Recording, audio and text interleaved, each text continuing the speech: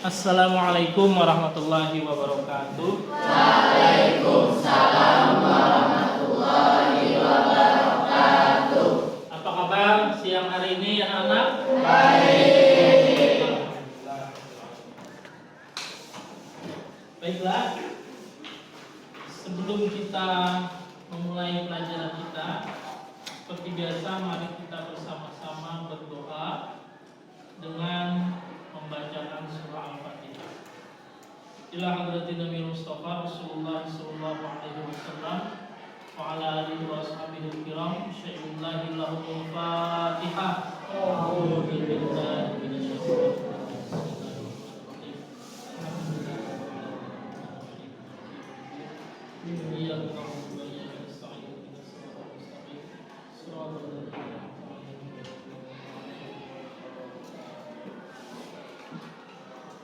Hari ini ada yang tidak hadir?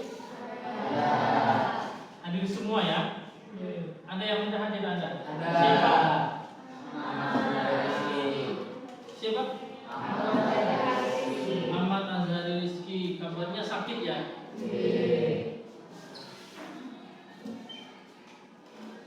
Sisanya hadir semua ya? Pembelajaran kita pada hari ini, Bapak ingin mengetes dulu semangat kalian siang hari ini. Karena ini jam habis istirahat siang, ya. Kalau tidak kita cek semangatnya, Bapak khawatir kalian banyak yang ngantuk nanti menyimak materi ini. Baik, kalau Bapak teriakan apa kabar kalian hari ini, kalian jawab dengan semangat ya. Luar biasa, tetap semangat, alhamdulillah. Kalau Bapak bilang mandua baritu kuala bisa ya. Oke, semangat. Apa kabar kalian hari ini? Luar biasa, tetap semangat, alhamdulillah. Mandua baritu kuala Bisa jaya. Tepuk tangan.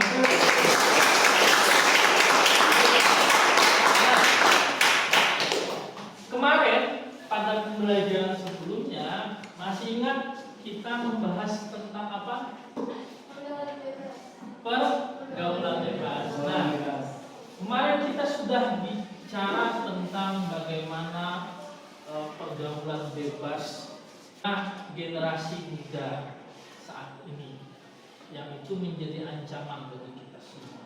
Nah, hari ini kita akan lebih spesifik nanti menganalisis Bismillahirrahmanirrahim. A'udzu billahi minasyaitonir rajim. Bismillahirrahmanirrahim. Bismillahirrahmanirrahim. Az-zaniyatu waz-zani fajlidu kulla wahidin minhuma mi'ata jaldah. Az-zaniyatu waz-zani.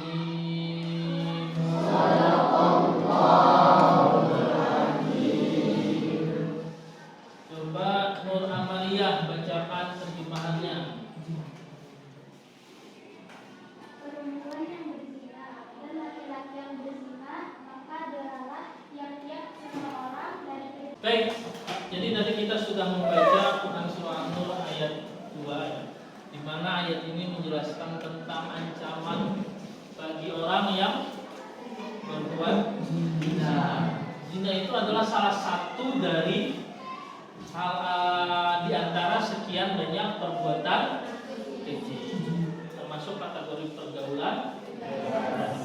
Jadi tujuan kita mempelajari ayat ini nantinya adalah supaya kita paham bahwasanya agama kita itu memberikan ancaman yang sangat luar biasa, tidak hanya di akhirat tapi di dunia pun juga mendapatkan ancaman bagi mereka yang melakukan perbuatan keji, salah satunya zina. Nah, sekarang agar kalian dapat lebih memahami konteks dari perbuatan keji dan pergaulan bebas yang terjadi hari ini di sekitar kita, Bapak akan membagi kelas ini menjadi 5 kelompok diskusi. 5 kelompok ini melalui shortcut. Ini ada shortcut. Shortcut ini akan Bapak bagi ke seluruh anggota kelas. Di dalamnya nanti berisi tentang fenomena-fenomena yang terjadi di sekitar. Jadi kalian akan duduk sesuai dengan kelompoknya ya, sesuai dengan kelompok di mana kalian yang tertera di kartu ini ya, seperti itu ya. Bisa dimengerti? Oke. Silakan diambil ke depan dari sini ya, berurutan. Silakan langsung. Silakan. Oke. Ya. Cepat.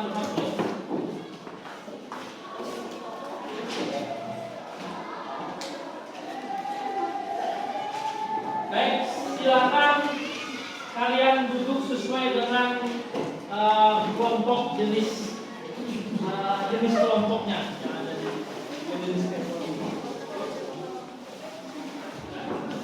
Kalau yang sudah pas, nggak usah minta. Jadi ini kelompok 1, 2, 3, 4, 5. Agar diskusi ini bisa berjalan dengan lebih menarik, silakan masing-masing barisan membentuk semacam lingkaran tempat duduknya. Oke, silakan.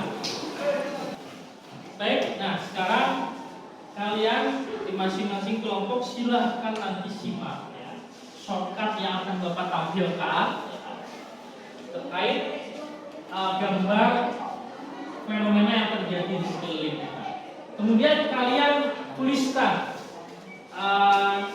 opini kalian tentang gambar tersebut. Kemudian nantinya kalian analisis dan kalian kaitkan dengan ayat Al-Quran dan hadis yang sudah kita baca tadi. Oke, mengerti ya?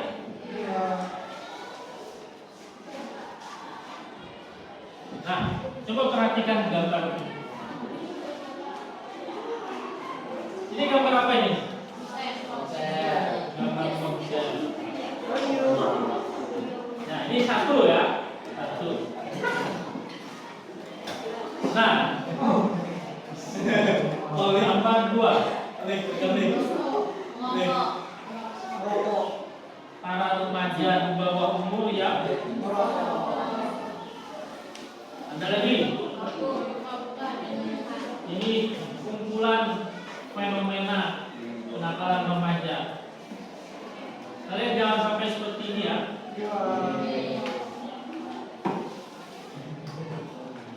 Nah, ini salah satu turunan dari dampak pergaulan bebas.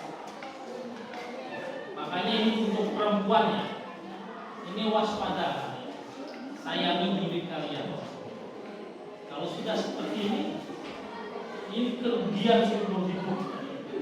Mau juga.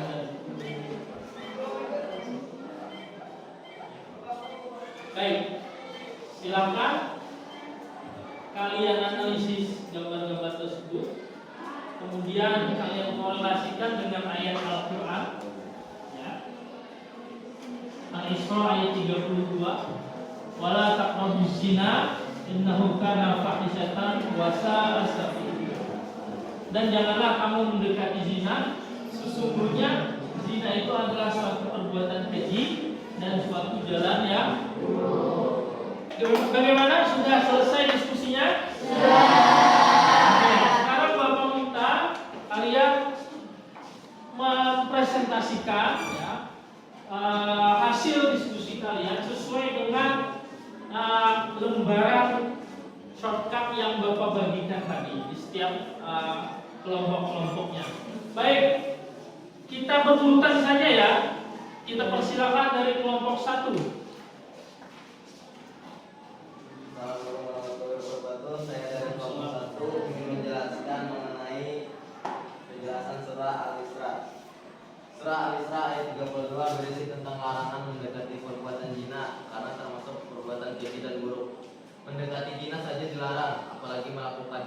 Zina termasuk dosa besar, menjerumuskan pelakunya ke neraka, menyebabkan penyakit fisik dan mental, mengacaukan nasab keturunan, dan merusak kehidupan masyarakat. Sekian dari saya. Terima kasih. Wassalamualaikum warahmatullahi wabarakatuh. Kita berikan tepuk tangan.